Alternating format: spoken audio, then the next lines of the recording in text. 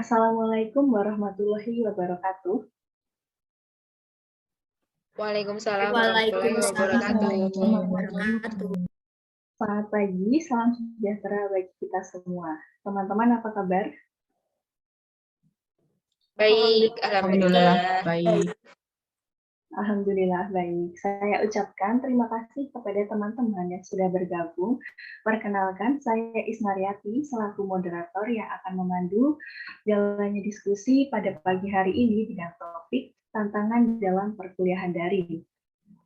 Di era sekarang ini, kita pasti sudah tidak asing lagi dengan apa itu sistem pembelajaran secara daring atau online. Salah satu dampak adanya pandemi COVID-19 yang menyebabkan perubahan sistem pembelajaran semula tatap muka atau luring menjadi sistem belajar daring. Begitu pula dengan kegiatan perkuliahan. Hal tersebut tentu memiliki dampak masing-masing baik dari segi positif maupun negatif. Nah, diskusi pada pagi hari ini akan membahas mengenai tantangan apa saja yang dihadapi mahasiswa dalam perkuliahan daring. Saya akan memberikan beberapa pertanyaan kepada teman-teman yang akan dijawab oleh masing-masing serta sesuai nomor urut yang sudah tertera. Apakah sudah siap, teman-teman? Siap. Sudah. Oke, baik. Saya akan memulai dengan pertanyaan pertama. Bagaimana pendapat saudara mengenai pembelajaran di era pandemi ini? Apakah sistem perkuliahan secara daring yang kita hadapi saat ini dinilai efektif atau tidak bagi mahasiswa? Silakan kepada peserta pertama bisa menjawab. Baik, akan saya jawab. Menurut saya di kondisi pandemi seperti sekarang ini, saya sebagai mahasiswa setuju jika pembelajaran itu diadakan di rumah secara daring, karena dengan cara tersebut akan semakin menghindarkan kita dari virus corona. Namun, jika ditanya efektif atau tidaknya, saya akan menjawab tidak, karena menurut saya sudah pasti kurangnya pengawasan dari guru ataupun dosen saat pembelajaran berlangsung di rumah, karena saat ditetapkannya pemberlakuan untuk belajar di rumah, kita menggantikannya dengan menggunakan aplikasi seperti maupun Google Meeting. Nah, seringkali kita sebagai pelajar maupun mahasiswa hanya memperhatikan saja, lalu setelah itu ditinggal. Entah itu makan maupun main HP, bahkan pergi dan lain sebagainya. Tentu hal tersebut bisa dikatakan sangat tidak efektif bagi kita sebagai seorang mahasiswa seperti itu.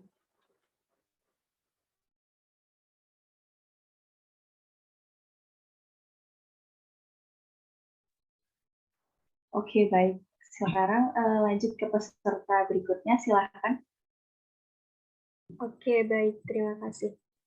Menurut saya sangat luar biasa ya, karena dengan sekejap pembelajaran yang tadinya dilakukan dengan tatap muka, namun kini secara mau tidak mau harus dilakukan melalui layar laptop atau sering disebut dengan virtual. Seperti yang dikatakan pada peserta nomor 1, saya setuju karena kondisi yang darurat ini mengharuskan kita semua mengambil tindakan pembelajaran daring atau jarak jauh karena menimbang segala sesuatu yang beresiko di saat pandemi COVID-19. Namun menurut saya pembelajaran daring ini tidak efektif karena tidak semua mahasiswa dapat memahami penjelasan dosen melalui virtual seperti itu, dan juga terdapat mata kuliah yang memerlukan kontak fisik ataupun tatap muka. Seperti contohnya pada mahasiswa prodi sanitari dan kedokteran, contohnya itu yang mengharuskan adanya kontak fisik dan praktek yang sering dilakukan. Seperti itu, Mbak Isna. Baik, lanjut ke peserta berikutnya, silakan. Baik, di sini saya sebagai mahasiswa setuju dengan apa yang dikatakan oleh peserta nomor 1 dan juga nomor 2. Di sini saya sebagai mahasiswa dengan adanya pembelajaran di era pandemi ini sebenarnya setuju jika pembelajaran diadakan di rumah masing-masing, karena di sini terdapat sisi positifnya, yaitu kita bisa sama-sama terhindar dari virus dan bisa sama-sama menjaga antar manusia atau antar sesama kita sebagai mahasiswa. Untuk sama-sama sehat, karena mau tidak mau pun pembelajaran ini juga harus dilaksanakan secara online. karena mungkin tidak memungkinkan bagi kita untuk melaksanakannya secara offline. Dan kita pun sebagai mahasiswa juga dituntut untuk bisa berkreasi dan kreatif melalui pembelajaran online ini. Namun jika ditanya apakah efektif atau tidak, jelas menurut saya tidak efektif. Pembelajaran online ini dikatakan sangat efektif karena pada kenyataannya pun banyak mahasiswa yang dengan sengaja meninggalkan pembelajaran saat kuliah berlangsung karena mungkin ada kegiatan lain atau sengaja ingin kembali tidur atau dan yang lainnya. Pada saat Zoom pun banyak ditemui juga mahasiswa yang tidak menyalakan kamera dengan alasan sinyal, namun kita sendiri tidak tahu apa yang sebenarnya mereka lakukan. Dan di sini juga pembelajaran pun tidak hanya dilakukan secara teori saja, namun terdapat juga pembelajaran yang harus dilakukan secara praktek di lapangan langsung. Seperti itu, Mbak Isnar. Baik, sekarang lanjut ke peserta selanjutnya, disilahkan. Baik, menurut saya pembelajaran di era pandemi ini menawarkan suasana baru dalam dunia pendidikan, di mana pembelajaran yang lumrah berlangsung dengan interaksi antara pendidik ataupun tenaga pendidikan beralih menjadi pembelajaran interaksi tidak langsung atau daring.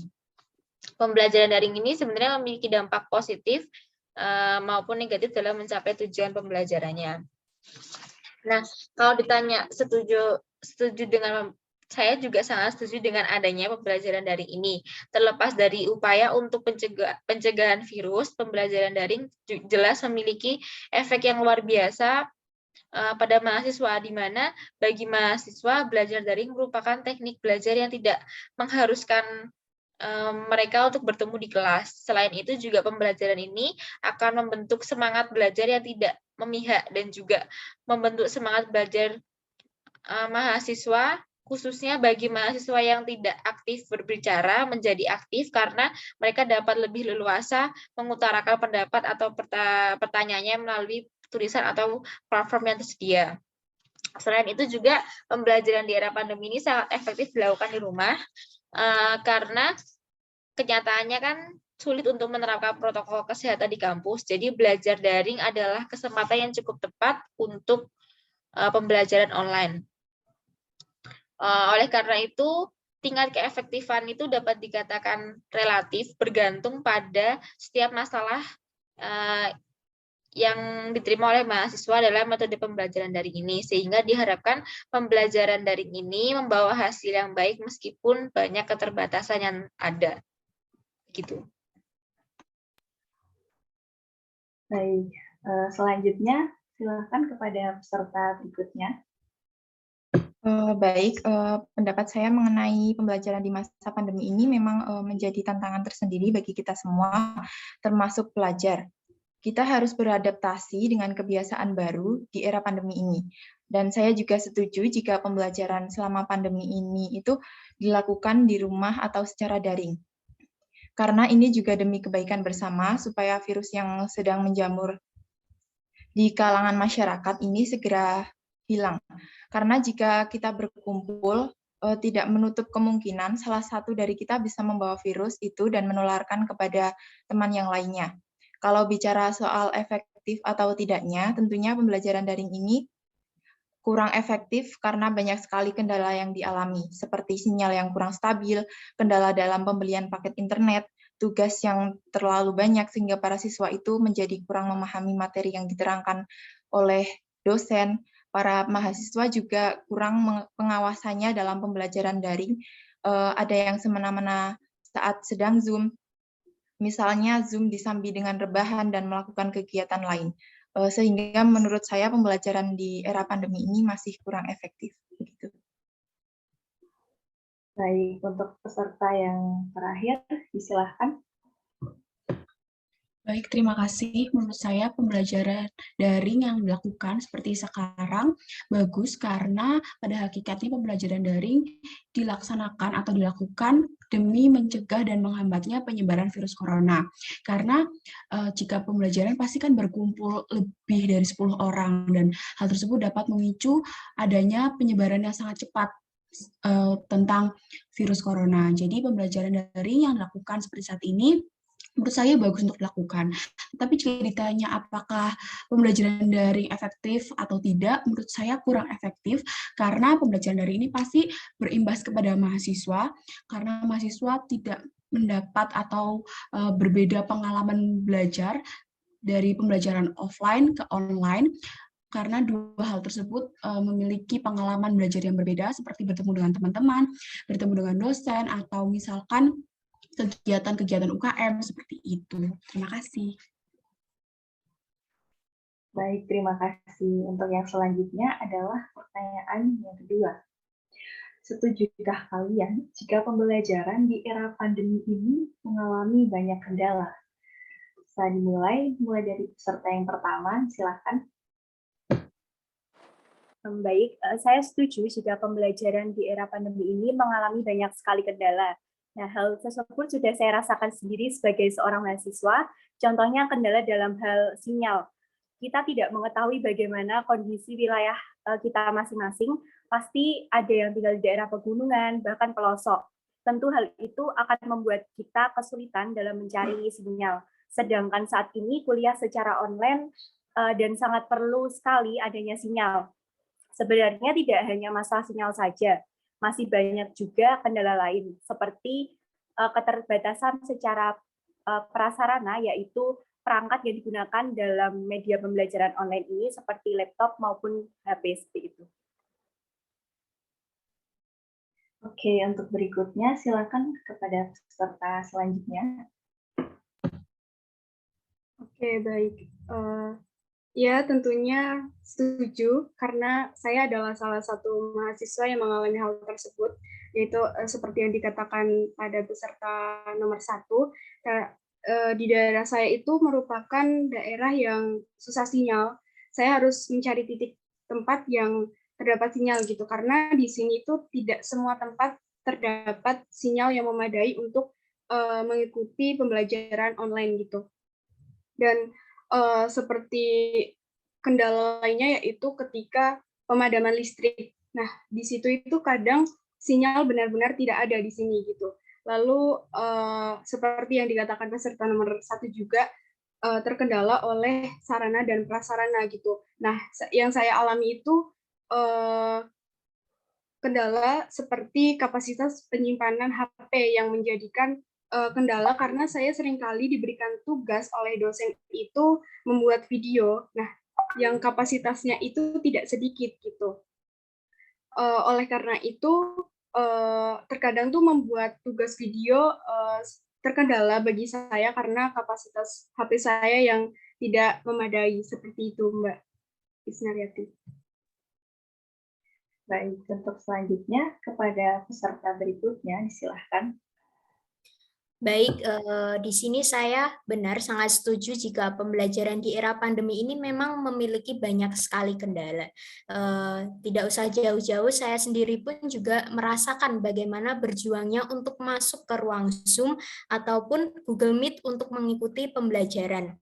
Apalagi rumah saya ini termasuk masih di kawasan desa dan juga pegunungan yang belum memiliki sinyal yang stabil seperti di kota.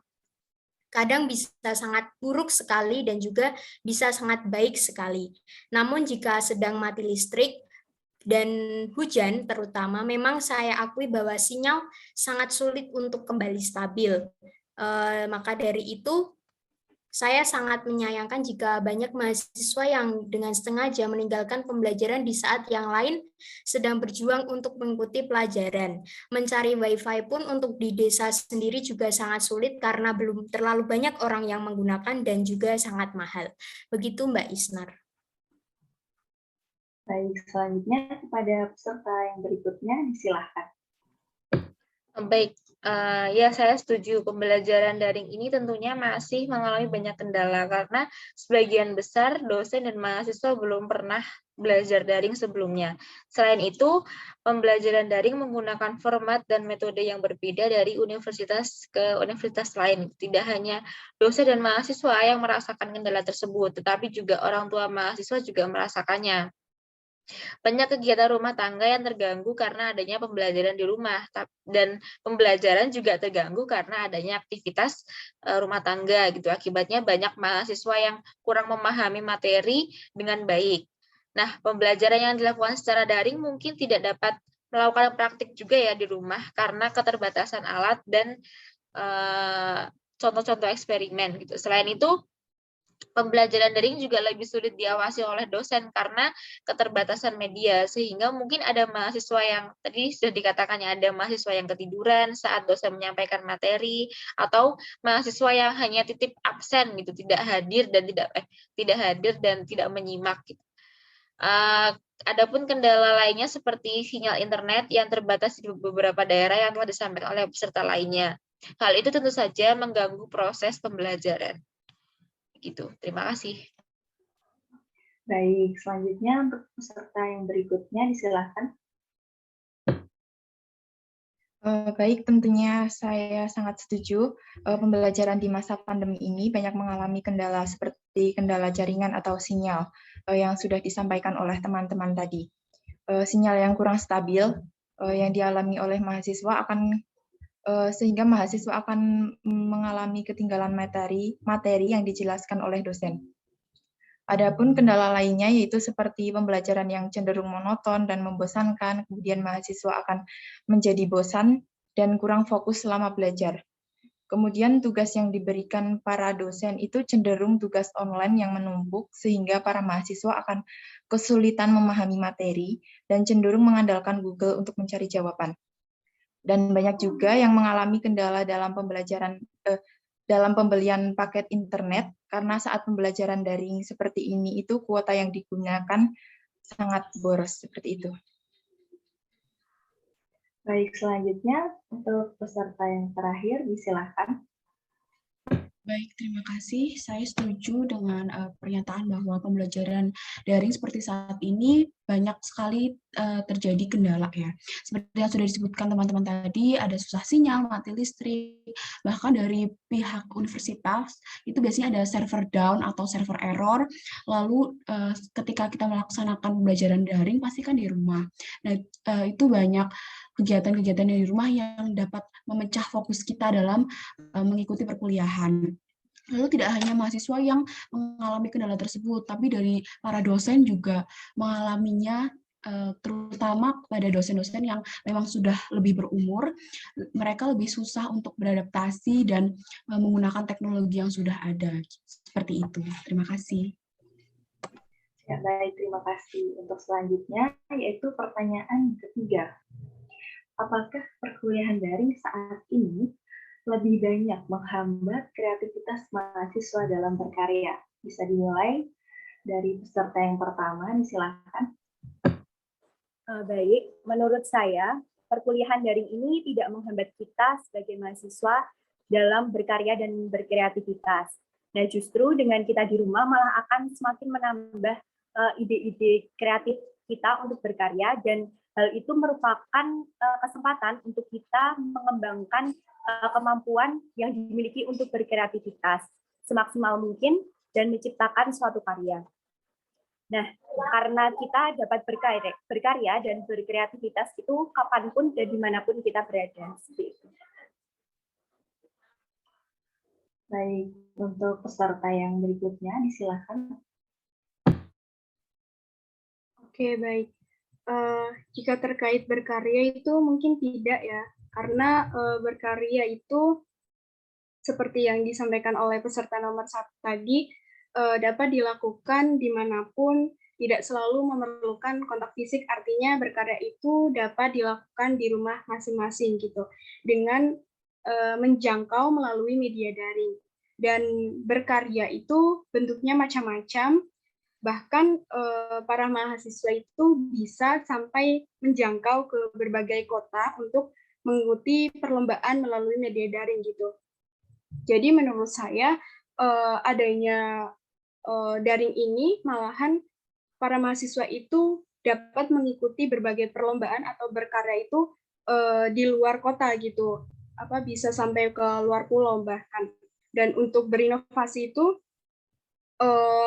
sama tidak terhambat karena Bahkan mahasiswa itu sering sharing-sharing dengan mahasiswa dari berbagai universitas lain. Nah, itu bahkan bisa menambahkan inovasi baru seperti itu, Mbak Isna. Baik, kepada peserta yang berikutnya, disilahkan. Baik, menurut saya sama dengan peserta sebelumnya juga bahwa perkuliahan secara daring ini tidak menghambat siswa atau mahasiswa dalam berkarya dan juga berkreativitas. Justru dengan adanya perkuliahan secara daring ini, mahasiswa dituntut untuk bisa lebih mengembangkan kemampuan dan passion-nya dengan luas dalam berkarya dan berkreasi.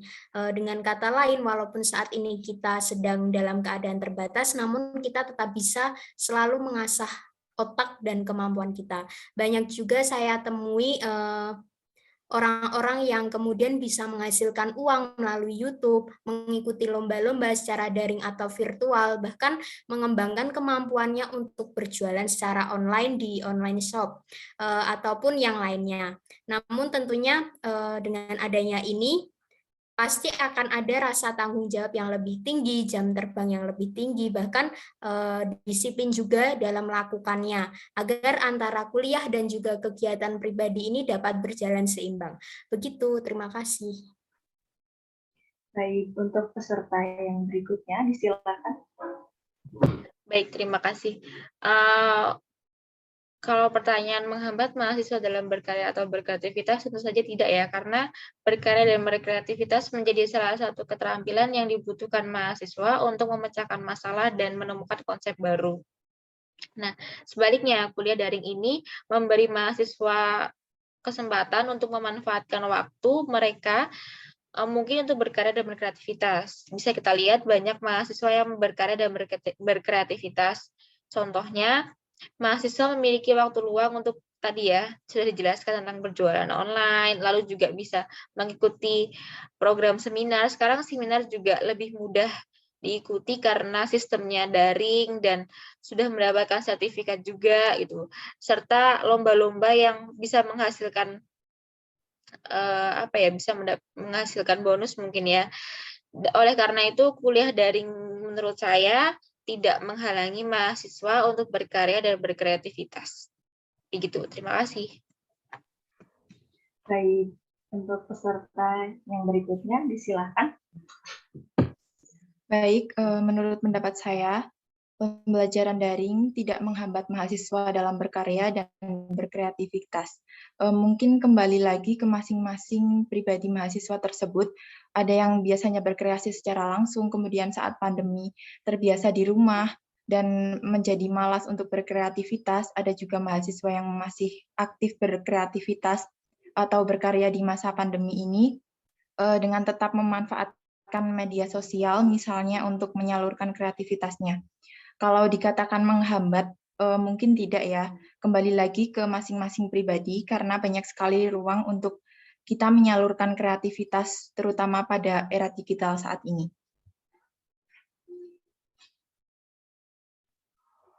Baik, berikutnya untuk peserta yang selanjutnya, disilakan. Baik, terima kasih. Menurut saya pembelajaran daring tidak menghambat mahasiswa untuk berkarya, berinovasi, dan berkreativitas, karena kita dapat melihat mahasiswa yang survive atau berjuang dari masa peralihan pembelajaran offline ke online.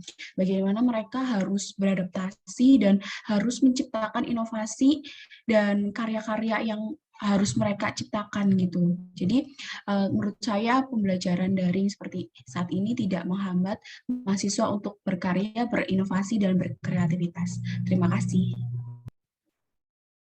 Baik, terima kasih. Nah, selanjutnya adalah pertanyaan yang keempat, sekaligus pertanyaan yang terakhir. Setujukah saudara dengan pendapat bahwa perkuliahan daring menghilangkan motivasi dan semangat belajar pada mahasiswa? Bisa dimulai dari peserta yang pertama, disilakan. Baik, saya setuju dengan pendapat tersebut bahwa pembelajaran daring ini dapat menurunkan motivasi kita. Nah, contoh halnya saat kita itu kesulitan dalam memahami materi yang didapat saat pembelajaran daring. Nah, alhasil kita itu ingin belajar secara instan saja dengan mencari jawaban lewat Google, karena kita malas dalam memahaminya seperti itu. Nah, banyak pikiran juga bahwa saat pembelajaran itu kan tidak banyak diawasi oleh dosen, jadi kita lebih mudah untuk menggunakan Google seperti itu. Nah, banyak sekali pemikiran seperti itu, dan hanya mengandalkan Google saja itu dapat membuat kita semakin malas seperti itu.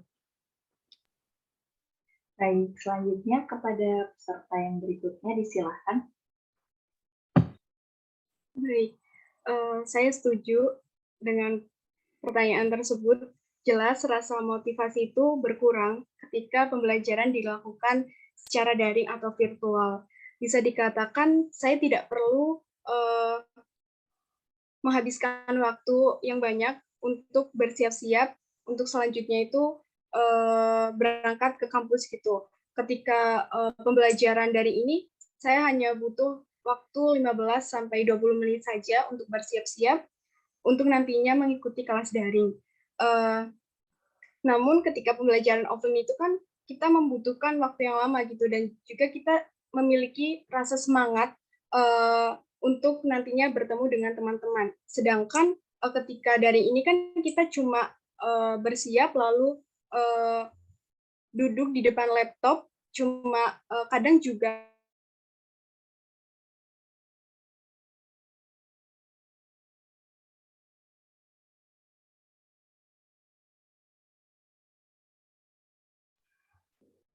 Dan sepertinya Mbak Fadilah terkendala sinyal ya. Pembelajaran daring ini gitu. Oke, sudah. Nah, terlebih dengan adanya kendala-kendala yang saya dan teman-teman hadapi saat pembelajaran daring ini. Seperti itu, Mbak Isna. Oke, baik. Untuk berikutnya, kepada peserta yang selanjutnya, disilakan. Baik, terima kasih Mbak Isnar. Di sini saya sangat setuju juga seperti peserta sebelumnya bahwa pembelajaran daring ini sangat menurunkan motivasi mahasiswa, terutama juga dalam belajar, karena banyak saya jumpai mahasiswa yang sangat bosan dengan adanya pembelajaran daring ini, dan saya sendiri pun juga merasakan bahwa pembelajaran daring ini sangat membosankan untuk saya, karena tempat rumah itu merupakan bagi saya tempat di mana kita melakukan kegiatan lain seperti istirahat atau mungkin membantu orang tua, dan juga kegiatan lain seperti mungkin yang bisa lebih jauh lah dikatakan dengan pembelajaran gitu. Dan menurut saya pembelajaran daring ini juga sangat sulit bagi mahasiswa untuk beradaptasi. Terlalu lama di rumah pun hanya untuk mendengarkan materi dan juga tugas tentunya yang banyak disampaikan oleh dosen atau tenaga pendidik tentunya membuat saya sendiri pun jenuh dan bermalas-malasan. Jadi otomatis dengan adanya hal tersebut mempengaruhi daya serap materi dan juga motivasi dalam mengikuti pembelajaran. Begitu Mbak Isnar, terima kasih. Oke, baik. Selanjutnya kepada peserta yang berikutnya, silakan.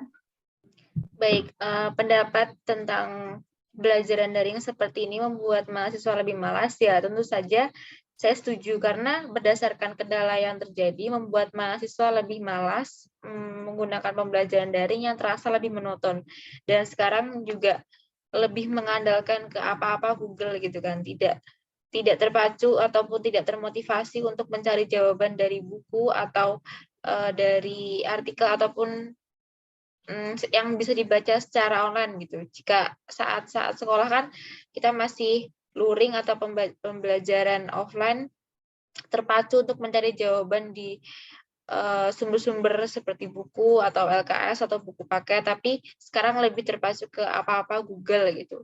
Oleh karena itu, mahasiswa diharapkan lebih mandiri dan aktif dalam belajar, tidak hanya bergantung pada Google ataupun materi yang diberikan, tetapi juga pada sumber informasi lain. Selain itu juga dosen, fakultas, dan universitas perlu menyesuaikan kurikulum dengan situasi saat ini agar tidak terus membebani perkuliahan daring. Diperlukan pula model pembelajaran yang menarik, aktif, dan dapat diterima untuk membuat pembelajaran daring terasa lebih mudah dan nyaman agar mahasiswa tidak malas dalam melakukan kuliah daring. Begitu. Terima kasih. Baik, untuk selanjutnya lanjut ke peserta yang berikutnya, disilakan. Oke, baik.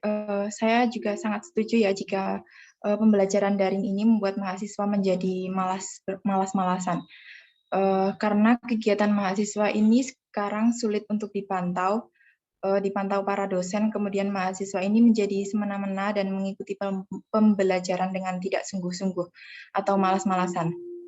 Kemudian seperti yang sudah dikatakan teman-teman tadi, mahasiswa juga terbiasa mengandalkan Google saat mencari jawaban, baik saat ada tugas ataupun saat ujian, sehingga mereka itu terbiasa menjadi menunda-nunda tugas seperti itu. Oke, baik. Untuk selanjutnya kepada peserta yang terakhir, disilakan. Baik, terima kasih. Menurut saya pembelajaran daring seperti saat ini memang membuat motivasi belajar mahasiswa berkurang. Karena saya melihat sendiri bahwa teman-teman mahasiswa saya seperti saat ini lebih mengincar nilai. Karena pada dasarnya saat pembelajaran daring, pasti dosen lebih banyak memberikan tugas-tugas dan itu berlaku kepada semua dosen. Jadi mahasiswa banyak yang keteteran dan lebih mengincar nilai, mengincar angka, dan mengincar lulus atau tidaknya di suatu mata kuliah seperti itu. Sehingga banyak mahasiswa yang tidak merasa bahwa mereka membutuhkan ilmu tersebut dan mereka harus mengaplikasikan ilmu yang mereka dapatkan di kemudian hari. Seperti itu. Dan contohnya juga mahasiswa yang misalkan off cam gitu ya di saat perkuliahan dan dosen membiarkan teman-temannya, mungkin teman-teman dari mahasiswa ini akan merasa bahwa hal tersebut lumrah untuk dilakukan dan itu membuat mereka kurang motivasi untuk belajar seperti itu. Terima kasih. Oke, baik. Terima kasih kepada teman-teman yang telah bersedia menyampaikan pendapatnya secara urut dan tertib. Luar biasa sekali ya diskusi pada pagi hari ini. Nah, dari kegiatan diskusi yang telah kita lakukan, ternyata masih banyak sekali tantangan atau kendala yang dihadapi mahasiswa dalam mengikuti perkuliahan secara daring. Seperti tadi yang sudah disampaikan oleh teman-teman, bahwa perkuliahan yang dilaksanakan secara daring ini dinilai kurang efektif karena fokus mahasiswa dalam mengikuti perkuliahan secara daring atau online ini menjadi terbagi. Hal tersebut dipicu oleh berbagai faktor.